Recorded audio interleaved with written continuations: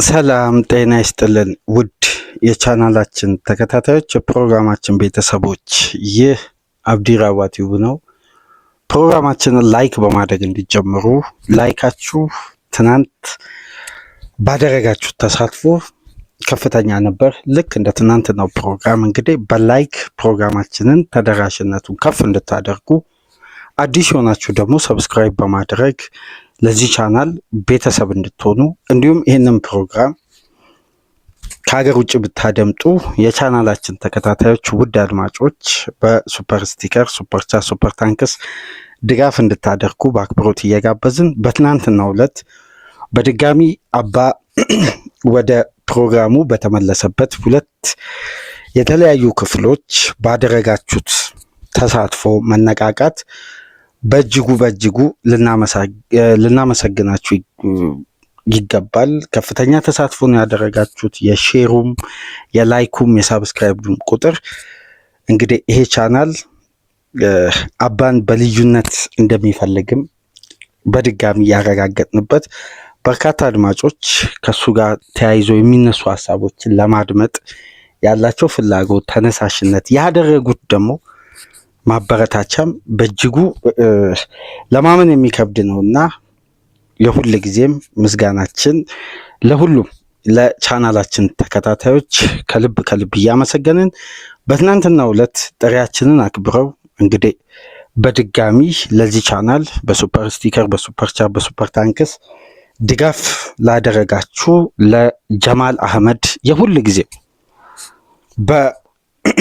ከአንድ ዓመት ባላነሰ ጊዜ ለቻናላችን በልዩነት ድጋፍ የሚያደርግ ምርጥ አድማጫችን ነው። ጀማል አህመድን ከልብ እናመሰግናለን። ያለው አብርሃ ላደረክልን ድጋፍ በተመሳሳይ እያመሰገንን፣ እንዲሁም ሙልጌታ ላደረክልን የሱፐር ታንክስ ድጋፍ ልባዊ ምስጋናችንን እያቀረብን ሁላችሁ ላይክም ሼርም ሳብስክራይብም እያደረጋችሁ ተደራሽነታችን ላሰፋችሁ፣ እንዲሁም ከሀገር ውጭ ደግሞ ፕሮግራማችንን አድምጣችሁ ሳፖርት ላደረጋችሁት ምርጥ አድማጮች ልባዊ ምስጋና በእኔም በአባም በቤተሰቦቻችን ስም እያመሰገንን፣ ትናንትና ላሳያችሁት ተሳትፎም ድጋፍም ሁሉም ነገር ለሰጣችሁም አስተያየት በጣም እያመሰገንን እንግዲህ በድጋሚ ትኩረታችን ወደ ሊጉ መሪ ወደ ሚካኤል አርቴታ አርሴናል ይመልሰናል። ትናንትና ሚዲያው በልዩነት አርሴናልን ለማብጠልጠል ወይም በዚህን ሰዓት ካለው የቡድኑ ጥንካሬ ይልቅ ትኩረት የተሰጠው በቡድን እንቅስቃሴ ውስጥ ልዩነት ለመፍጠር ሞመንተም ውስጥ ለመግባት ጊዜ እየፈለጉ የሚገኙ ተጫዋቾችን ነው አሁን ሚዲያው ታርጌት ያደረገው። የመጀመሪያ ምንም ጥያቄ የሌለው የቪክተር ዮኬሬስን ነው። እስካሁን ድረስ ሚዲያው እንግዲህ አርሴናል ቤት በርካታ ጉዳዮች ተነሱ። ከጨዋታ ሲስተም፣ ከሴት ፒስ፣ የጨዋታ ስታይልን፣ የተከላካይ ክፍሉ፣ ስለ ኮንሲስታንሲ በርካታ ጥያቄዎች ቡድኑ ምላሽ መስጠት ሲችል፣ አሁን በቡድን እንቅስቃሴ ውስጥ ስላሉ ደካማ ተሳትፎ ነጥሎ ለማውጣት እየተደረገ ያለውን ጥረት በጋራ በመሆን ከአባ ጋር አቀረብን። አሁን ደግሞ ዛሬ የእንግሊዙ ትልቁ ሚዲያ ትልቁ ካምፓኒ እንግዲህ ይዞ የወጣው አንድ ዘገባ አሳሳቢነቱን ምናልባት ከወቅታዊ ሁኔታ ጋር አጉልቶ ለማውጣት የተጠቀሙበት የተጫዋቾች የጉዳት ሪከርድ ምናልባት እንደ ግራፉ እንደ ስታቱ ከሆነ ሚካኤል አርቴታ በምን አይነት ፈተና ውስጥ እያለፈ እንደሆነ ማሳያ ነው። እኔ የፈተናውን ሂደት ነው የተመለከትኩት እንጂ የተመዘገቡ ሪከርዶችና አሳሳቢነታቸው ከወቅታዊ ብቃት ጋር ስናገናኝ የአሰልጣኙን ጥንካሬ፣ የቡድኑ የፊትነስ አሰሪዎች ቅንጅት እንግዲህ የተነሳው እዛ ጋር በተቃራኒ ነው። እንዲሁም ፈተናዎችን በምን አይነት መልኩ እያሳለፈ እንደሆነና የአርሴናል ደጋፊዎች በአንዳንድ ጨዋታዎች ቡድኑ አሳምኖ የማሸነፍን አቅም ጎሎበት ሲታይ ለትችት እንኳን መብቃት እንደሌለባቸው የሚያረጋግጡ ሰነዶች በተቃራኒው ነው እንግዲህ ከሚዲያው ጋር ይቆም ነው። ምክንያቱም ይሄ ጉዳይ መነሳት የጀመረው ዛሬ አርቴታ በተሻለ ደረጃ ላይ መቀመጡ ብቻ ሳይሆን አርሴን ቬንገር በተሻሉበትም ድክመት ውስጥም ባሉበት የውድድር ዓመታት ይሄ ትችት ሁሌም ከአርሴናል ጋር ተያይዞ ይነሳ ነበር። እንግዲህ በድል ምላሽ መስጠት አልቻሉ። መጀመሪያ አካባቢ በኢንቪንሲብል ምላሽ መስጠት ቻሉ። በተለይ ኤሚሬትስ ከገቡ በኋላ ትኩረታቸው በጥቁር ተጫዋች፣ በአካዳሚ ተጫዋች፣ አንዳንዴ ደግሞ በአርሴናል ምርጥ 11 ውስጥ አንድም እንግሊዛዊ አለመኖሩና ከአጨዋወት ሲስተማቸው ጋር የእንግሊዝ አግሬሲቭ እግር ኳስን አለመከተላቸው ለሚዲያው የተለየ ትኩረትና ትችት ተዳርገው ነበር። ያ ተያያዥ ጉዳይ እንዲያው አሁን ተባብሶ በጥናታዊ ጽሑፍ ማስረጃዎችን በማቅረብ እና እነዛ ማስረጃዎች ለእግር ኳሱ ቤተሰብ እውነታ ተደርጎ እንዲታይ ተደርጎ የቀረበበት የጽሑፍ አይነት ነው። እንግዲህ ትናንትና ቀደም ብለን ምናልባት በንጋት ከሁሉም የሀገራችን ሚዲያ ቀድመን ወደ እናንተ እንዳጋራ ነው የመጀመሪያ የሚዲያው ታርጌት ቪክተር ዮከሬስ ነው። ዮከሬስ ከቡድኑ ጋር አዳፕት አድርጓል? ወደ ቡድኑ አዳፕት ለማድረግ ጥረት እያደረገ ነው ወይስ ቡድኑ ዮከሬስን አዳፕት ለማድረግ እየጣረ ነው በማለት ሁለት የተለያዩ ሀሳቦችም፣ ሁለቱም ግን በቀጥታ ታርጌት የሚያደርገው ተጫዋቹና ቡድኑን። ስለዚህ አርቴታ ታክቲካዊ ፍሌክሲቢሊቲ መፍጠር እንዳለበት ማስመር ነው የተሻለ ሀሳብ ወይስ በዮከሬስ ድክመት እዛ ጋር ከፍ እያለ የመጣው ሃላንድ አርሴናል እንኳን ዋንጫ ፉክክር ያስቀረዋል የሚል ድምዳሜ ያለው ይዘትን ይዞ መቅረብ እንግዲህ ካለው ወቅታዊ ጥንካሬና የቡድን እንቅስቃሴ ደግሞ አኳያ ከተመለከትን ይሄ ሚዛናዊነት አይደለም ብለን በተቃራኒው ቆመን ከአባ ጋር ተወያየን። የዛሬው ጉዳይ ሚካኤል አርቴታ አምና በጠባብ ውስን ተጫዋቾች በሊጉ ሁለተኛ በቻምፒየንስ ሊግ እግር ኳስ ግማሽ ፍጻሜ ሲደርስ የነበሩትን ፈተናዎች ወደ ኋላ መለስ ብለን ከተመለከትን ጠንካራ ፈተናዎች አሉ። ከነዚህ መካከል እንግዲህ በአርሴናል ቤት ባለፈው የውድድር ዓመት አንስቶ እስከ ዛሬዋ ዲሴምበር 18 ድረስ የቡድኑ የጉዳት ሪከርድ አሳሳቢነቱ ከፍ ብሏል። ግን ያ የጉዳት ሪከርድ አርሴናልን ከሊጉ መሪ መሆን ከቻምፒየንስ ሊግ መሪ መሆን አላገደውም። ስለዚህ ቡድኑ በአእምሯዊ ጥንካሬ በኩል በዚህ የውድድር ዓመት ፍጹም ተቀናጅቶ መቅረቡ የሚያሳየው በተጫዋቾች ጉለት ውጤቱ ላይ ቀጥተኛ ተጽዕኖ እየተመለከትን አይደለም። ምክንያቱም ከ18 ጨዋታ አንድ መሸነፉ ከፍ ተደርጎ ሊነገር አይገባም። ምክንያቱም የቡድን ጥንካሬና ኮንሲስታንሲ ማሳያ 3ኛ ሳምንት አንፊልድ ላይ የተሸነፈ ቡድን እስከ 15ኛ ሳምንት ድረስ ካልተሸነፈ አላንዳች ጥንካሬ እዚህ ደረጃ ድረስ ሊዘልቅ አይችልም። በሁሉም ውድድሮች በቻምፒየንስ ሊግም በፕሪሚየር ሊግም በተመሳሳይ ወቅት መሪ ለመሆን ቡድኑ የራሱ የሆነ አእምሯዊ ጥንካሬ ስላለው ጉዳት፣ ትችት፣ የሚዲያ የተጫዋቾች ብቃት የተወሰነ ሳምንት ደግሞ ታርጌት የነበረው ትናንት ረስተን ነበር። ኤበሪቼ ይዜ ነበር ተጫዋቹ ለንደን ደርቢ ላይ እነዛ የእንግሊዝ ሚዲያዎችን አፍ ባዘጋ ብቃት ሃትሪክ ሰርቶ አሳምኖ ሲያልፍ የኢዜ ጉዳይ ተሸፋፍኖ ቀረ። አሁን ታርጌታቸው ቪክተር ዮከሬስ ነው። ስለዚህ ሚካኤል አርቴታ ምላሽ መስጠት ካለበት ፈጣን ምላሽ የሚያስፈልገው በዚህ ተጫዋች ዙሪያ ይሆናል ማለት ነው። እንግዲህ ይሄን ጉዳይ ትናንት ተመለከትን። የዛሬው ጉዳይ ግን ጉዳት እንዴት የቡድን ጥንካሬ እያናጋ ባላንስ ግን ውጤታማ ለመሆን ጉዳትንም ዳኝነትንም የሚዲያውንም ተቃውሞ ውጫዊም ውስጣዊም ትችቶችን ተቃውሞ መሻገርን የመሰለ የአንድ ቡድን ጥንካሬ የለም። ይሄን ደግሞ አርሴናል ላይ ያስተዋልን ነው። እስቲ ይሄን ጉዳይ እንመልከት። የጉዳቱ ሪከርድና የቡድኑ ውጤት በጭራሽ አይገናኝም። የሰማይና የምድር ልዩነት አለው። አሁን የማነሳላችሁ የጉዳት ሪከርዶች አሉ በአርሴናል ቤት የተመዘገቡ በጣም አሳሳቢነታቸው ከፍ ያለ የቶፕ 6 ክለቦች ከ1 እስከ 10 ውስጥ የሉበትም። በዚህ ሪከርድ ውስጥ ከ10 በታች ከወገብ በታች ነው ያሉት። ስለዚህ እነዛ ቡድኖች ኮንሲስታንሲ ማሳየታቸው ሊያስገርመን አይገባም። አምና ሊቨርፑል ሻምፒዮን ሲሆን፣ ካቻምና ሲቲ ሻምፒዮን ሲሆን አርሴናል ውስጥ ያሉ ድክመቶች ዘንድሮ በበለጠ ስለተጠናከሩ ቡድኑ በጉዳት የራሱን ባላንስ እያጣ አይደለም። አምና አንድ ተጫዋች መጉደሉ ሽግሽጉ በራሱ ታክቲክ በሜዳ ውስጥ አቀናጅቶ ለማቅረብ ሽግሽጉ በራሱ ሌላ መፍትሄ ሀሳብ ነበር። እነዚህ ሁሉ ውጣ ውረዶች ሲታለፉ ግን ዛሬ ላይ አርሴናል በሊጉ አናት ላይ የመቀመጡ ሚስጥር ከነዛ ፈተናዎች ተሻግሮ አሁንም እነዛ ፈተናዎችን እያሳለፈ ግን የሚካኤል አርቴታ ቡድን ያምናውን አይነት መንሸራተት፣ ያምናውን አይነት ድክመት፣ ያምናውን አይነት የኮንሲስታንሲ ማጣት ፈጽሞ የማይስተዋልበት ቡድን ሆኗል። እየተቸገረም 3 ነጥብ ይዞ እየወጣ ነው። ስለዚህ ይሄ ባህሪ የምን ባህሪ ነው? መደምደሚያውን ውሳኔውን ለእናንተ ትቻለሁ። ነገር ግን ትናንት ምሽት ሲቲ ብሬንፎርድን፣ ኒውካስል ፉልሃምን ማሸነፋቸውን ተከትሎ የካራቦ ካፕ የግማሽ ፍጻሜ ድልድል ወጥቷል። ቼልሲ እንግዲህ የአርሴናልንና የክሪስታል ፓላስን አሸናፊ በሜዳ ያስተናግዳል። ቼልሲ፣ ኒውካስልና ሲቲ ደግሞ በሴንት ጄምስ ፓርክ ጨዋታቸውን የሚያደርግ ይሆናል። በእንዲህ መልኩ የካራቦ ካፕ የግማሽ ፍጻሜ ድልድል ይፋ ሆኗል። እስቲ ስካይ ስፖርት ይዞ የወጣውን ዘገባ እንመልከት።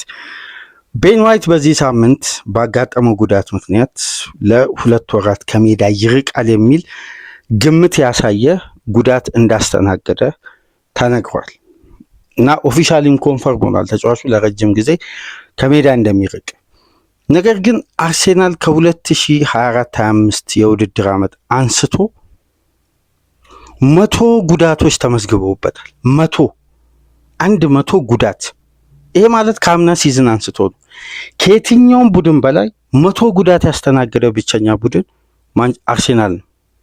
ከዛ በመቀጠል ብራይተን ነው 97፣ ቶትናም 92፣ ኒውካስል 91 ጉዳቶች የተመዘገቡት፣ ቪላ 89፣ ሲቲ 71፣ ቼልሲ 69፣ ማንቸስተር ዩናይትድ 68፣ ወልቭስ 60፣ ክሪስታል ፓላስ 58፣ ሊቨርፑል 55። ስለዚህ ሊቨርፑል ሻምፒዮን ሲሆን በጉዳት ዝርዝር ሊስት ውስጥ የሚገኘው 16ኛ ደረጃ ላይ። ታዲያ የትኛው ተጫዋች ነው በርካታ ሳምንት ከ2024-25 የውድድር ዓመት አንስቶ ከሜዳ መራቅ የቻለው? የትኛው ተጫዋች ነው?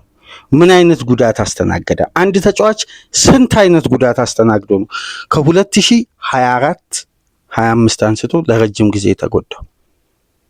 የጉዳቱ ብዛት 9 ነው። ቤን ዋይት ያስተናገደው 9 አይነት ጉዳት። ይሄ ከባድ ነው። አንድ ተጫዋች በ9 ጉዳቶች፣ ቤን ዋይት ብቻ 9 ጉዳት ካስተናገደ ይሄ ከባድ ነው። ራይስ ከ2024-25 የውድድር ዓመት አንስቶ አላስተዋልንም 8 ጉዳት አስተናግዷል። ካሊፊዮሪም 8፣ ሳካ 7፣ ቲምበር 7፣ ጋብሪኤል ማጋሌስ 6፣ ካይ ሃቨርት 5፣ ሊያንድሮ ትሮሳርድ 5፣ ዊሊያም ሳሊባ 5፣ ጋብሪኤል ማርቲኔሊ 4። ይህን ሪፖርት ይዞ የወጣው ስካይ ስፖርት ነው። ገብታችሁ ኦፊሻል የስካይ ስፖርት ፔጅ ላይ ማግኘት ትችላላችሁ። አሁን ቤን ዋይት 9ኛ ጉዳቱን ሲያስተናግድ ለ166 ቀናት በጉዳት ምክንያት ከሜዳ የራቀበት ነው። ካሊፊዮሪ እና ደክላን ራይስ 8 ጊዜ በጉዳት ምክንያት በድምሩ 2 ተጫዋቾችን ብቻ የሚካኤል አርቴታ ቡድን ለ120 ቀናት አጥቷል። የሁለቱ ተጫዋቾች ድምር ቤን ዋይትን 166 ቀን፣ ደክላን ራይስንና ሪካርዶ ካሊፊዮሪን 120 ቀናት። እንግዲህ አብዛኛውን ፐርሰንት የሚይዘው እንደምታውቁት ሪካርዶ ካሊፊዮሪን አምና አብዛኛውን ጊዜ በጉዳት ያሳለፈው። ቲምበር እና ሳካ ረጅም ጊዜ ጉዳት አስተናግደው መቆየታቸው ይታወቃል። በተመሳሳይ ጋብሪኤል ማጋሌሽ። ነገር ግን ተጫዋቾች በብዛት በአርሴናል ቤት በጉዳት ምክንያት ከ2024-25 የውድድር ዓመት አንስቶ የትኛውን የጉዳት አይነት ነው ያስተናገዱት ይላል። ምን አይነት እና ደግሞ ለስንት ቀናት ነው እነዚህን ተጫዋቾች ያጡት? ትልቁ በአርሴናል ቤት ተጫዋቾች የተጎዱት የጉዳት አይነት ኒ ኢንጁሪ ነው፣ የጉልበት ጉዳት። በኒ ኢንጁሪ ጉዳት ምክንያት የአርሴናል ተጫዋቾች ለ668 ቀናት ከሜዳ ርቀዋል። ሁለተኛውና ትልቁ በአርሴናል ስብስብ ውስጥ የተከሰተው የጉዳት አይነት ሃርምስትሪንግ ነው። ለስንት ቀናት? ለ456 ቀናት። ከዛ በመቀጠል የኤሲኤል ኒ ኢንጁሪ ነው። ከዛኛው ጋር አንድ የጉዳት አይነት ሆኖ ግን በሌላ ዘርፍ ተጨማሪ ስንት ቀናት 216 ቀናት ከሜዳ ያራቀ 668 ቀን ላይ 216ቱን ደምሩበት። ከዛ በመቀጠል በአርሴናል ቤት በአራተኛ ደረጃ ትልቁ ጉዳት የተስተናገደው ኖክ ኢንጁሪ ነው 129። ከዛ በመቀጠል ግሮይንግ አንክል ኢንጁሪ፣ መስል ኢንጁሪ። ነገር ግን እነዚህ ሁሉ ጉዳቶች ከ90 ቀናት በላይ ተጫዋቾችን ከሜዳ አርቋቸዋል። አርሴናል ተጫዋቾችን ያጣበት ቀናትና የተጎዱት የጉዳት አይነት ከነ ቀናቸው ሲዘረዘር ማለት ነው። ለምሳሌ ቶሚያሱን በጉልበት ጉዳት ምክንያት ከኦክቶበር 2024 እስከ ሲዝኑ መጠናቀቂያ ድረስ እስከ ሜይ 25 ድረስ ለ219 ቀናት የሚካኤል አርቴታ ቡድን አጥቷል። ጋብሪኤል ጄሱስን ከጃንዋሪ 25 እስከ ሜይ 25 ድረስ ያው እስከ ሲዝኑ መጨረሻ ድረስ ማለት ነው ለ132 ቀናት። ካይ ሃቨርትን በጉልበት ጉዳት ከኦገስት 25 እስከ ዲሴምበር 25 ድረስ ለ118 ቀናት። ይሄ ከባድ ነው። ይሄን ያክል ጊዜ ከሜዳ መራቅ። እንዲሁም ተርኒን በሃርምስትሪንግ ጉዳት ከኦገስት 24 እስከ ኖቬምበር 24 ለ98 ቀን። ቡካዮ ሳካን በሃርምስትሪንግ ጉዳት ለ95 ቀን ከዲሴምበር 24 እስከ ማርች 25 ድረስ። ቤን ዋይትን በጉልበት ጉዳት ከኖቬምበር 24 እስከ ፌብሩዋሪ 25 ድረስ ለ95 ቀን። ካይ ሃቨርት በድጋሚ ጉዳት አስተናግዶ ከፌብሩዋሪ 25 እስከ ሜይ 25 ድረስ ለ91 ቀናት። ይሄ በጣም ረጅም ጊዜ ነው። የሃቨርት ከላይ ጠቀስኩላችሁ የዘንድሮ ሲዝን ነው። ይሄኛውን የጠቀስኩላችሁ የአምናው ነው። ጋብሪኤል ጄሱስ በዘንድሮ እንኳን ከአምናው የተሸጋገረ በኤሲኤል ጉዳት ከኦገስት 25 እስከ ኖቬምበር 25 ለ84 ቀናት ከሜዳ ርቋል። 132 ቀናት ቀደም ብሎ የአምናውን ሲዝን ያመለጠው አለ። ኖኒ ማድዌኬን እንኳን ከሴፕቴምበር 25 እስከ ኖቬምበር 25 ለ61 ቀናት አርሴናል አላገኘውም ይሄን ተጫዋች። ማርቲን ኦዲጋርድን ከሴፕቴምበር 24 እስከ ኖቬምበር 24 ድረስ ለ56 ቀናት በጉዳት የተጫዋች ከሜዳ ርቋል። በአሁን ሰዓት ደግሞ ቤን ዋይት፣ ጋብሪኤል፣ ክሪስቲያን ሞስኬራ፣ ካይ ሃቨርት፣ ማክሲ ዳውንማን በቀጥታ በክለቡ ኮንፈርም በተደረጉ ኦፊሻል የጉዳት ዝርዝር ውስጥ የተካተቱ ተጫዋቾች ናቸው። እዚህ ላይ ይላል ስካይ ስፖርት መጨረሻ ላይ ማርቲን ዙቢመንዲም አለበት። የመጨረሻ የአርሴናል ከትናንት በስቲያ በነበረ ትሬኒንግ ላይ አልተሳተፈም። ግን እንደ ጉዳት የተያዘበትን ዋነኛ ምክንያት እዚህ ጋር እናንሳ። ጉዳት ተብሎ በቀጥታ ተጫዋቹ ላይ ያጋጠመው ወይ ያስተናገደው ጉዳት የለም። ግን አሁን ለምሳሌ የተጫዋቾች ትሬኒንግ ላይ መገኘት፣ በሙሉ ፊትነስ ላይ መገኘት የእያንዳንዱ የክለብ ሪፖርት ይወጣል።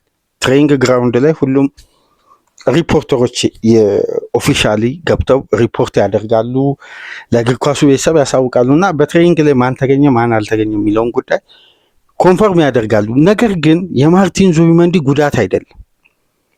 ትሬኒንግ ላይ ካልተገኘ የግል ጉዳዩን አርሴናል ይፋ ካላደረገ በጉዳት ዝርዝር ውስጥ ይያዛል እንጂ ቀጥታ ጉዳት አላጋጠሙም። ዝርዝር ውስጥ ይያዛል። ሁለት በተለይ ትሬኒንግ ሴሽኖችን ካልተገኘ። ነገር ግን እንዳገኘነው መረጃ ከሆነ ከኢሳም ካህን የበለጠ ስለ አርሴናል የጉዳት አፕዴት የተዋጣለት ዘጋቢ ስለሆነ ከሱ ባገኘነው መረጃ መሰረት ማርቲን ዙቢመንዲ ጉዳት ሳይሆን ኦቨርሎድ ማኔጅ ለማድረግ የተደረገ የትሬኒንግ መቀነስ ወይም ተጫዋቹ ላይ አንደኛ ከመጣበት ሊግ አንጻር ይሄን ሊግ በፍጥነት አዳፕት አድርጓል። ግን አካል ብቃቱ ከጨዋታ ፊት እየሆነ መምጣቱን ተከትሎ የትሬኒንግና የጨዋታ መደራረብ የፈጠረው ጫናና አንዳንድ የጉዳት ምልክቶችን ሊያመጣ ስለሚችል በስጋት ለመቀነስ ታሳቢ ተደርጎ ይህን ኦቨርሎድ ማኔጅ ለማድረግ ከስብስብ ውጭ ተደርጓል። እረፍት ነው ማለት ነው፣ ጉዳት አይደለም እንጂ ተጫዋቹ ትሬኒንግ ላይ ያለመገኘቱ በጉዳት ዝርዝር ውስጥ ይካተት እንጂ ምንም አይነት ጉዳት አላጋጠሙም። ኦቨርሎድ ስላለ ይሄ ማኔጅ ለማድረግ እረፍት ተሰጥቶት ነው። ምናልባት ነገ አርሴናል ለሚኖረው ትሬሪንግ ማርቲን ዙቢሜንዲ የመመለሱ እድል በጣም ሰፊ ነው። ተጫዋቹ ጉዳት አላስተናገደም። የተደራራቢ ጨዋታ ጫናን ማኔጅ ለማድረግ የተወሰነ ውሳኔ እንደሆነ ኢሳም ካን ምሽት ላይ ሲገልጽ መመልከት ችለናል። እና በአጠቃላይ አርሴናል በእነዚህ ሁሉ ፈተናዎች አልፎ ዛሬ ላይ በሊጉ አናት ላይ ሲገኝ አሁንም ይሄ ጉዳት ከቲሙ ጋር እያለ በሻምፒዮንስ ሊግ አናት ላይ ያውም በክሊንሺት በጥንካሬ እየመራ የሚገኝበትን መንገድ ማድነቅ ነው የሚሻለው ወይስ ይሄ ቡድን አሁንም በጉዳት ምክንያት ይስተጓጎላል የሚለው ዘገባ ነው የሚያዋጣው? አምና በዚህን ሰዓት እኮ በርካታ ተጫዋቾችን አጥቶ የአርሴናል መንሸራተት የሚስተዋልበት ሰዓት ነው። ዘንድሮ እኮ በልዩነት አርሴናል ተፈተነ፣ ተቸገረ፣ ወይም ጌሙን ማኔጅ ለማድረግ በራሱ ቅርጽ ምቾት ሳይሰማው በሽንፈት ወጣ ካልን አንድ የቪላ ጨዋታ ነው ሊያሳምም የሚችለው። አንድ ቡድን በአንድ ጨዋታ የሚያጣቸው የራሱ ውስጣዊ ባላንሶች ይኖራሉ። ሁለቱ ሴንተር ባኮች በሌሉበት አማካይ ክፍሉ ላይ ራይስ ያለምንም ጥርጥር በማስታገሻ በመርፌ እንደገባ አሯሯጡ ያስታውቅ ነበር። ምክንያቱም 72ኛ ደቂቃ ላይ እግሩን ለመዘርጋት እስኪከብደው ድረስ ፍጥነትና ዝለት ይታይ ነበር እግሩ ላይ። ፊትነሱ በጣም አስተማማኝ እንዳልሆነ ለዛ ነው የክለብ ብሩዥን ጨዋታ ያለፈው። የኦቨርሎድ ምልክቶች አሉ። ብዙ ጉዳዮች ባላንስ ባልነበሩበት ጨዋታ ሽንፈት አስተናገደ። የትኛውም ቡድን እንደሚሸነፈው ከ18 ጨዋታ በኋላ አንድ ቢሸነፍ ብዙም ሊያስገርም አይገባም። ግን ስለ ሽንፈቱ ተብራርቶ እስከ ወልቭሱ ጨዋታ መጥቶ በወልቭሱ ጨዋታ ደግሞ ኢንጌም ማኔጅመንትና አንድ ቡድን ሻምፒዮና ለመሆን እድልም አስፈላጊ መሆኑ በተመለከትንበት ጨዋታ እንደገና የቪላው ትራውማ ብለው አሁንም ጉዳት የተጫዋቾችን ብቃት ማብጠልጠል ቀጥሏል። ግን የጉዲሰን ፓርኩን በተመለከተ ማንሳት የምንፈልጋቸው ነጥቦች አሉ። ነገ ወደ ንጋት ፕሮግራም ወደ እናንተ በድጋሚ ስንመጣ የምናነሳቸው ሁለት ትላልቅ ነጥቦች አሉ። አንደኛ ተጋጣሚው ኤቨርተን መሆኑና ወቅታዊው የአርሴናል ስብስብ ከኤቨርተን አጫወት ጋር እንዴት አዳፕት ያደርጋል ጉዲሰን ፓርክ ላይ። ለአንዳንድ ተጫዋቾች ሚካኤል አርቴታ የተለየ ጨዋታ ስትራቴጂ ሊሰጣቸው ይችላል ብለን የራሳችንን ግምት አንስተን ከአባ ጋር የምንወያይበትን ፕሮግራም ይዘንላችሁ እንመጣለን። ለአሁኑ ግን የአርሴናል ፈተናና የጉዳት ሪከርድ በሊጉ አናት ላይ የመቀመጡ ሚስጥር ታዲያ እንዴት አይነጣጠሉም?